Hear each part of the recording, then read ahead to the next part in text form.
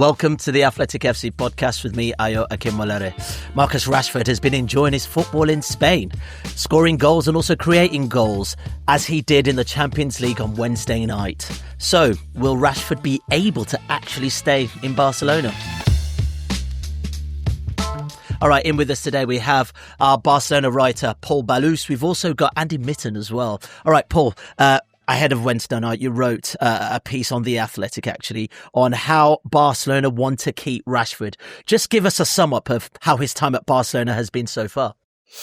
No, so he's been doing quite well because the numbers are really, really good. If you look at the end product that he's added into that Barca squad, it's been very good.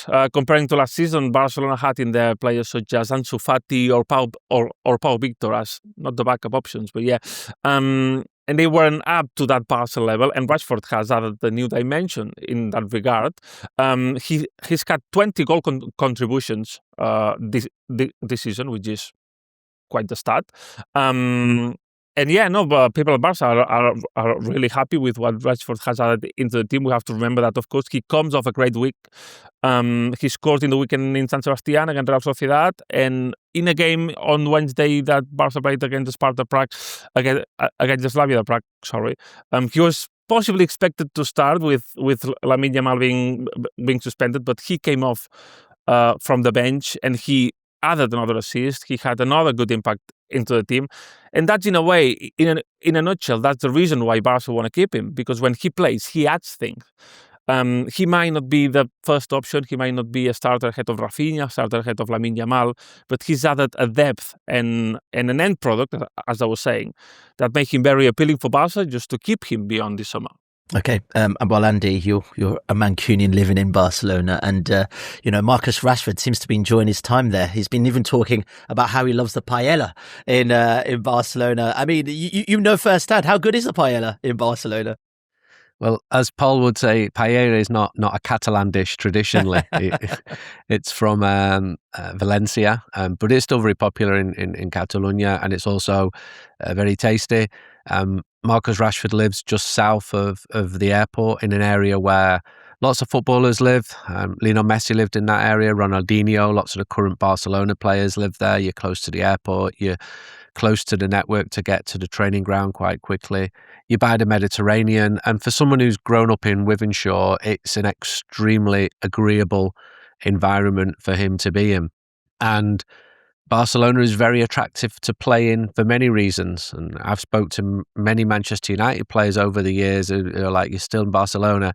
Yeah. And they're like, "Wish I could be there." But they'd never say that publicly, because it's one reason Manchester United struggled to get Frenkie de Jong a couple of years ago. He was absolutely happy living in Catalonia by the Med, playing for this huge football club. And when things go well for you, and they're going very well for Marcus Rashford, it's one of the best places in the world to be as a footballer. Yeah, I mean, we've spoken on this podcast about Marcus Rashford, Andy, and you've often spoken about how much you admire him as a player, but often not the company he keeps perhaps might help him elevate himself to the best level of himself. How important is it that he is actually away from Manchester United? You talk about the climate, you talk about, what Barcelona feels like, to actually focus on his football and actually not worry about all the other stuff? I think it's a positive. I think he'd run his race at Manchester United. I think even he would acknowledge that. There is mitigation. It's a very complicated club to be at with lots of managerial changes. It wasn't a vintage Manchester United. I'm sure if Marcus Rashford would have played under the stability that Alex Ferguson gave, his career would have been very different. He had some great moments playing for Manchester United. One of his best games was actually against Barcelona in 2023. That was probably the high point of Erik ten Hag's time as Manchester United manager. But I think it's a classic example of a change being as good as a break. He's moved to somewhere which is brilliant, one of the best cities in the world. He feels that he's needed to prove himself. He's highly motivated, and you probably need 7 or 8 things to go right for you. You need a coach to believe in you, and he absolutely has that in Hansi Flick. It's accessible. He can go back to Manchester when he wants. His family can come over. I bumped into his brother Dwayne in Barcelona a couple of months ago, just on a public commuter train, and had a nice chat with him. And all the feedback you're getting is that here's someone who's enjoying his football.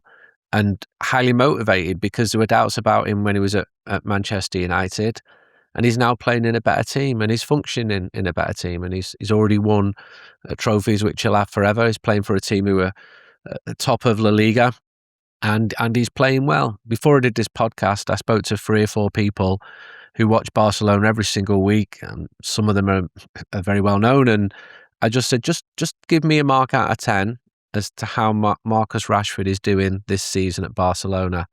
And they all came back with exactly the same number, 8 out of 10. I think you've got to say that's a success. There's a thing that all people at the Barca first team unit, when Rashford came in, they were aware of the reports or the reputation that there was maybe like a lack of application at Man United, or that there were complicated reasons at the club why he didn't succeed. So that was something that they had in mind, like, well, he's a good signing, but let's see when he arrives, how he develops and how he performs and everything.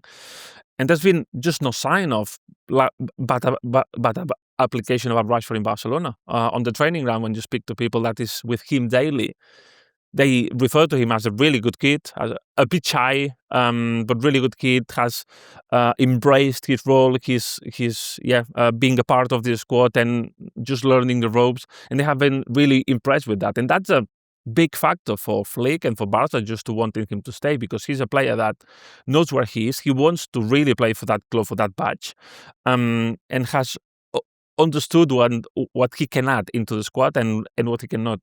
Yeah, do you feel that he wants to be a Barcelona man, Paul? I think that he wants to be that. Well, he said in the past that he wants to be a Barcelona player and he wants to stay beyond this summer.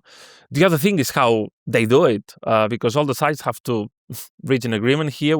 There are some caveats, especially like on the financial line. I'm sure that we're going to speak about that. But that sort of desire is something that Flick and Deco and Joan Laporta, they want to see in a player before signing him. Just we have to look back the previous summers with Nico Williams, a player that seemed to want to be at Barcelona, but then at the end, I mean, he pulled out a bit of the deal. And that's something that Barca, they don't want to stand with that. They don't want to get into this sort of negotiations or this sort of mix, or players sort of toying with the club to get a better contract, something like this. No, if you want to come here, you have to take all the caveats that Barca have right now, but we're going to really try to sign you. Okay, well, let's talk about his stats this season. We've already touched on it, but 8 goals and 12 assists from Rashford this season from 30 games. He's also the highest goal contributor this season for Barcelona in the Champions League. Now, although he's not actually started all those games either, Paul, I mean, those numbers and that return isn't bad, is it? No, that's like really, really good. Now, when Andy was saying, when he asked his friends in Barcelona about the rating that they gave to Michael Rashford, I mean, in my head, I thought, it's going to be an 8, 7.5 or an 8. And that's it. That sometimes, I mean, he played a lot when Barca were not at their best this season. And despite that, he was bringing that end product. And like speaking to people at the club, they were saying, look, he's putting the numbers, and we might not be playing really good now, but you need players that put the numbers and have this output. So that's been really important for him, just being able to make a difference in the attacking front. I think that the fact of playing for Barcelona helps him as well, because Barcelona are always a dominant team in La Liga. They tend to be a dominant team in the Champions League as well. They play in the final third. So I think that attacking players have a better chance, in my opinion, to be involved in goals, rather than if you have to wait on the halfway line and just run like the whole pitch to try to score a goal. But I think that it's been actually like his the strongest point, the fact that he's been able to add these assists, these goals, and to make a difference on the final third.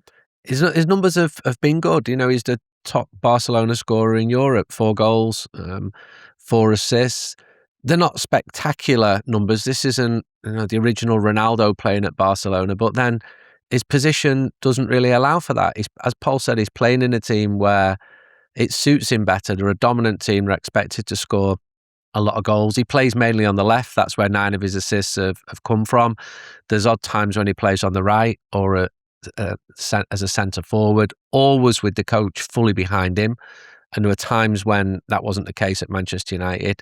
Absolutely with Ruben Amorim. I mean, that was a relationship that had just broken. Would have been interesting if Ole Gunnar Solskjaer would have come back to Manchester United, because he was largely positive with regards to Marcus Rashford. And I'm sure we'll talk about his future. He's playing most weeks. He started 19 or 18 out of the 30 matches. And he did benefit from the fact, as Paul said, that there was a pretty serious injury tally earlier on in the season. So he was there, he was fit, he was available, he was productive, he was absolutely motivated, and he's playing for a team at the top of the table. So the things which needed to go right for him are going right for him. And he's surrounded by some of the best players in the world. This season could yet reach its climax. If they could win the league, if they can do well in the Champions League, then he'll absolutely feel the move was vindicated. Do you know what's interesting is that you look at the attacking talent they've got wide, and obviously Rafinha's been injured, but Lamine Yamal, Rafinha, Paul, I mean, those numbers are fantastic. But also I think from the outside looking in, I don't know if I'm qualified to say this, he does look like a Barcelona player.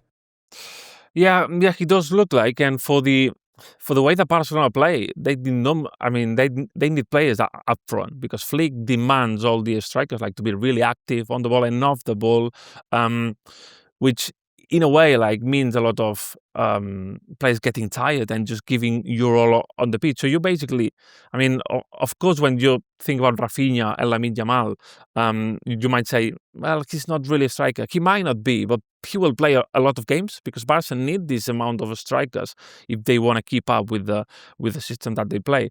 So in that regard, I think that because like I've had a lot of people asking me, well, but aren't they going to sign like a new number 9 next season with Robert Lewandowski leaving the club?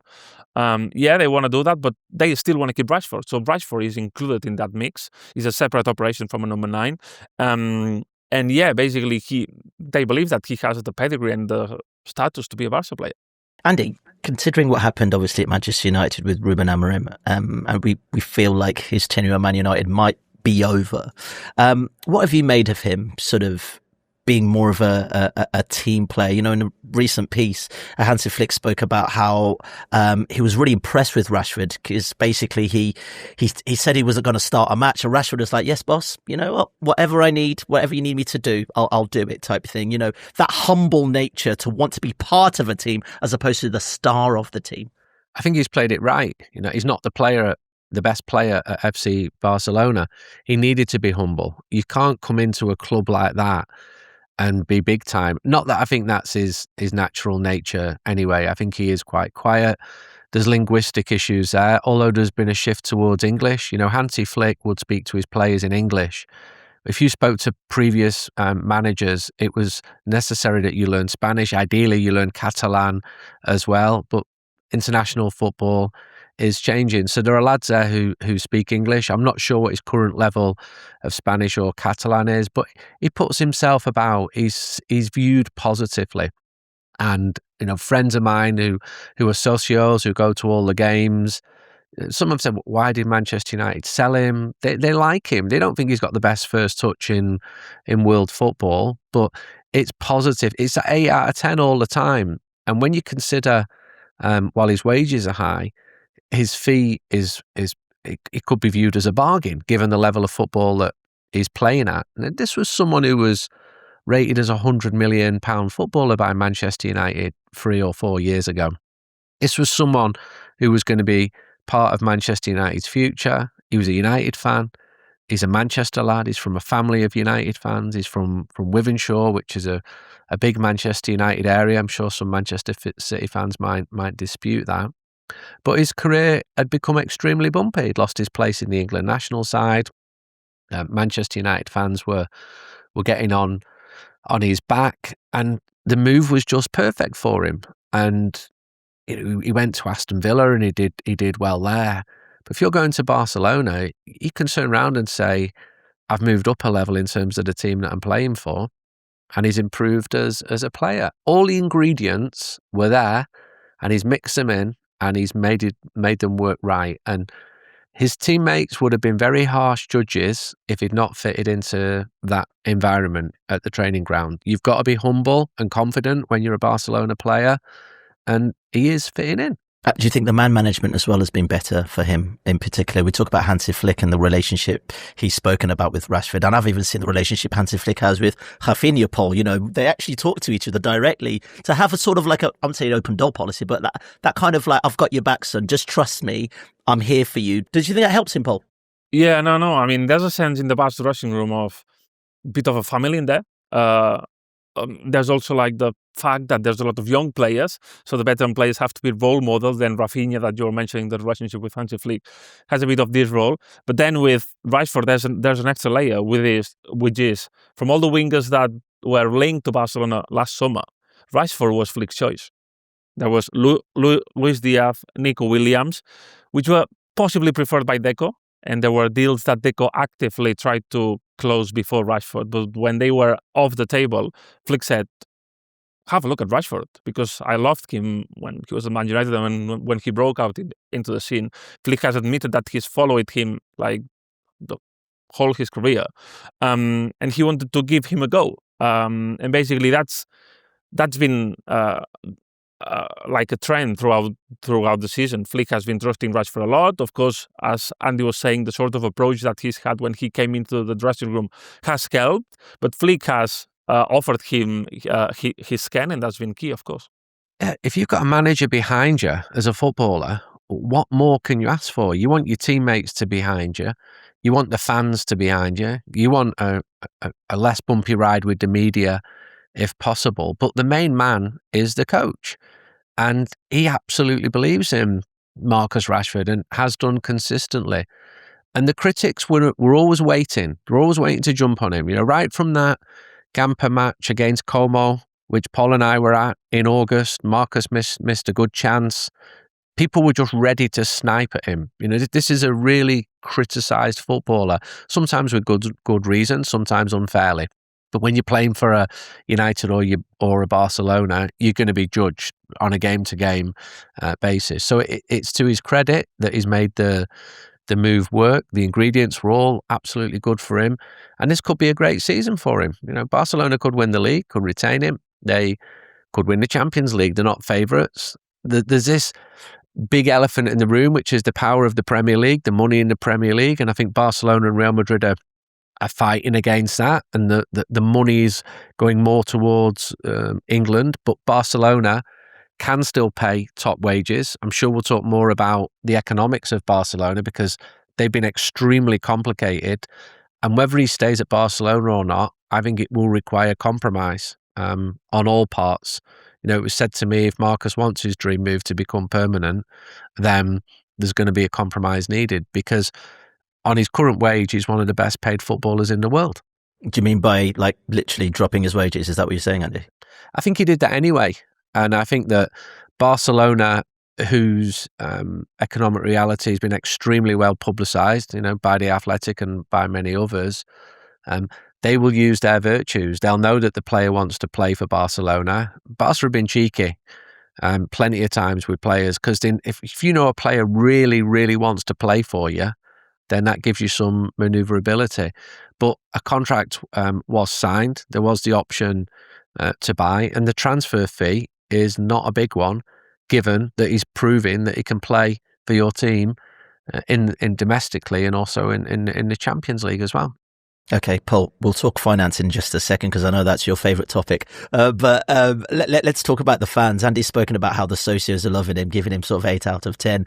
Will fans love to see Marcus Rashford stay at Barcelona? I think that they would like it, assuming that, of course, he's not going to be starter or like the star player of the club, but being a backup option, a player that can play in any game, that he can add good things to the club. He's seen as a very useful asset to have. And as I was saying, when you compare it to last season, Barca lacked a bit of depth in there. If you go to the game against Inter Milan, which is a game that is stuck in the mind of all the Barca fans last season, they had nothing from the bench to come in, and they had Lewandowski, who was half injured, and he played the second leg being half injured, but they had nothing to add into the mix, and Rashford provides that in a way, and like getting from what Andy was saying here. I also see that some compromise will have to be made, and that possibly the ordinary way that you would imagine Barca signs Rashford will not work in that regard, because the ordinary way would be pay the buy option, then get an agreement with the player, and then long-term contract. I don't know if that's going to be the case with Barca and Rashford next summer. Okay, well, let's talk money then, Paul, because when it comes to Barcelona, there's always one subject we have to touch on. It feels like it has to be on every podcast, and it's the finances, obviously. Now, we've heard about the impact that Rashford has made, and we've spoken about the potential transfer fee maybe dropping of the wages, but the reality is, can Barcelona actually afford him if there is a possibility to sign him? So the reality here is that Barcelona are still having salary limit struggles, and that's the fact. They are spending more money on wages than what La Liga allows them to do.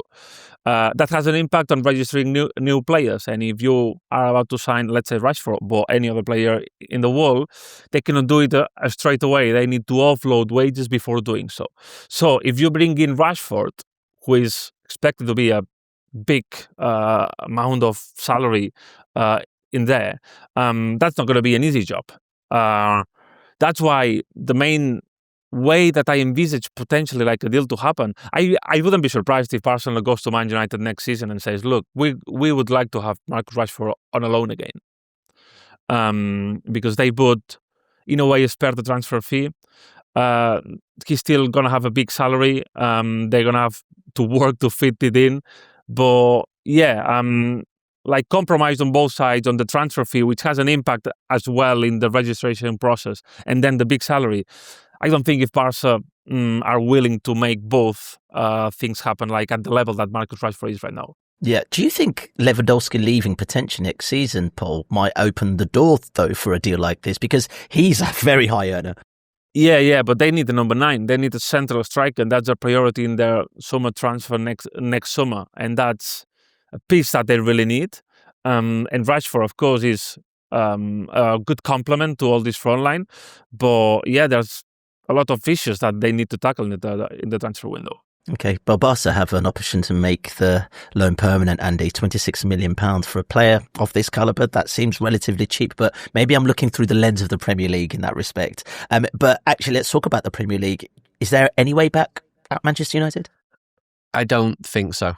I would be very surprised. I don't think... I used the term earlier that the race has been run. I think that's fair from Marcus's side as well. I think all parties have moved on. I don't think you're getting a clamour from Manchester United fans for him to come back to Old Trafford. I think there is a respect for how he's doing in Catalonia. He's enjoying himself. It's good to see on a human level. You know, he's doing well and he's enjoying his football, and this career is not going to last forever. Paul's quite right to use the word compromise.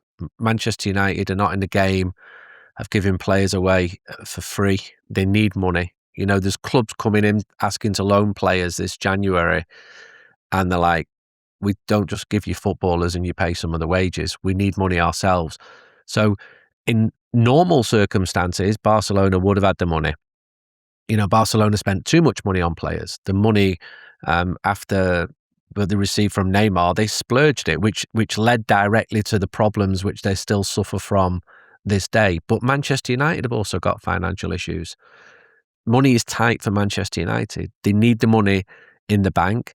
Their asset has appreciated because he's done really well this season. If Marcus wasn't playing for Barcelona, there'd absolutely be other clubs interested.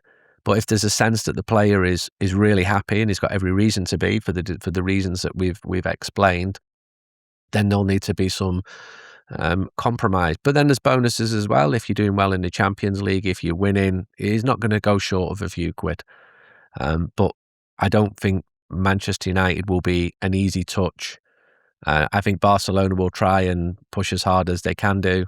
So it just leads back to compromise. And I don't know what the outcome will be. Yeah, do you know what? It's interesting because, Paul, we spoke about on the previous podcast. I'm not sure if you were on it, Andy. I think you might have been. Is that someone said Marcus Rashford has to make this work at Barcelona, and I thought, do you know what? It felt like last chance saloon at that point. But actually, to what Andy says, if you look at the loan at Aston Villa, did himself some favours there. You look now at the loan at Barcelona, he's done himself great favours there.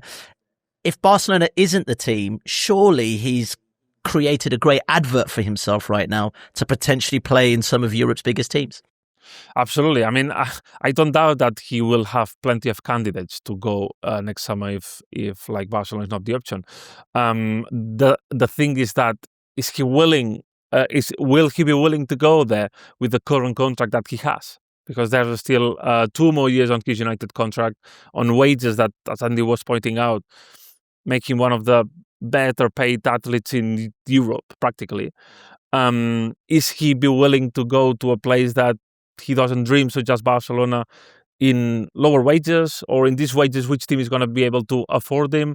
So I think that the elephant in the room here is his United contract, which is at a massive level of the chart, some like might say, and how you fit that into a club that wants to pay it and a club that Marcus Rashford wants to be in and feels happy in. I think it's good for him to be at Barcelona. He's got himself back into the England team, you know, ahead of the World Cup finals, and he'd lost that position. He'd lost that status. So the move has been good for him, because if you're playing in La Liga, it is a far better place to be playing than some of the other suitors who were interested in Marcus Rashford. He is very expensive. So he's married the idea of ultra-competitive league, brilliant city, brilliant club. He's doing well. It's been an absolute success. There would be more suitors in for him this summer than there were last year. But he also has a say in it. If he's very happy and enjoying his football, then I'm sure he'd want to stay at Barcelona. But I also know that Barcelona would know that and use that as a negotiating position as well. I also think from Manchester United's perspective, Andy, like compared to a player like maybe Sancho, where you're looking for suitors, someone please take him because of the high wages. He sort of played himself into a decent position at this point, and possibly for Manchester United as well, to try and maybe get some money or a decent fee for him. United absolutely want a decent fee for him, but a deal was struck with Barcelona. The numbers are there. The numbers exist, and Manchester United would honour them. It's been a success for him. This is not someone. You mentioned Jadon Sancho. His value diminished rapidly. Now, he cost Manchester United a lot of money. Marcus Rashford didn't, because he came through the youth system. But his wages were certainly a major factor for Manchester United, especially when he wasn't playing. Ruben Amorim made the decision that he didn't want him to be part of the future at Manchester United. I know he's now left the club, but I don't get any sense of Marcus Rashford's future being at Manchester United. I think all parties have moved on, as I've explained, so it's where he goes next. And I think a lot of United fans, he had his critics, obviously, but I think a lot of people have wished him well and are saying, fair play, you've gone to a club and you're doing well for yourself. Paul, come on, be honest. Is he playing football at Camp Nou next season? I'm not too sure. I have major doubts. I don't see Barca paying the 26 million buy clause and then honouring his contract. I think that's an operation overall that I don't see like a lot of clubs in Europe being able to afford this deal, basically. And I think that the only way for him to end up playing at the Camp Nou next season is that a compromise is made from any of the sides. You might see at the buy option, which is not high, and I agree with that, but the whole operation, taking into account the United contract, is a big one. It's like a really big one. And Barca, in a way, for a player that is not going to be a starter, they cannot pay him the salary of Pedri or like Lewandowski, which is the levels that he is right now, more like Lewandowski than Pedri.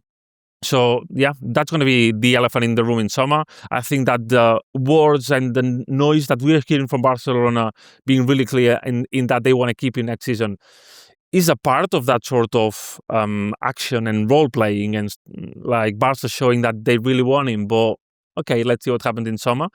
So, yeah, in the upcoming months, I think that we're going to see more things unfolding, as in what United thinks. I think that Man United, of course, they they can be expected to ask for some money for Marcus Rashford, and they are totally entitled to do so because he's been good enough at Barcelona. But I'm sure that they will be aware that if they don't want Marcus Rashford back, there's a sort of deal that involves a third 26 million buy clause plus honouring Rashford's contract is something that no club in Europe maybe is going to afford. You've got three parties here with pretty strong viewpoints. It is still in play. You know, Marcus's form until the end of the season will be a factor. Barcelona are back in Camp Nou. The capacity should increase in stages. If that goes to plan, they'd have more revenues there. If they do well in the Champions League, you know, they got to the semi-final last year with them spectacular games against Inter, more revenue. If you win the Champions League, suddenly your pressures ease a little bit. A lot of the world who were turned off by Barcelona might be predisposed to have some love for Barcelona again. Because if I went back 20 years, Barcelona are a lot of people's second favourite club. And all the shenanigans that have gone on with the finances, it's put a lot of moderates off, I feel. And people fell for them, for Ronaldinho, for Messi, for whatever. They all had the reasons. And also La Liga became very popular in markets such as the British one as well. So that's all changed. So people are following Marcus Rashford, but they're not following the domestic league as much. If he was to make a huge impact in the Champions League, if Barcelona were to win it, that would all add to the positives. But as we judge this in January, I think it has been a successful move for him, for Manchester United, for Marcus Rashford, and for Barcelona. And there were doubts as to whether those three things would be the case at the start of the season. Okay, well, I'm sure more of this story will unfold, gentlemen. Appreciate your time as always. Paul, Andy, thanks for joining us. And also thank you guys for joining us as well. For more from the Athletic FC podcast, make sure you like and subscribe to the channel. We've got top journalists like David Ornstein, Matt Slater, Adam Crafton, Carl Anker, and plenty more through the entire season. Make sure you don't miss an episode of the Athletic FC. You can get it wherever you get your podcasts from.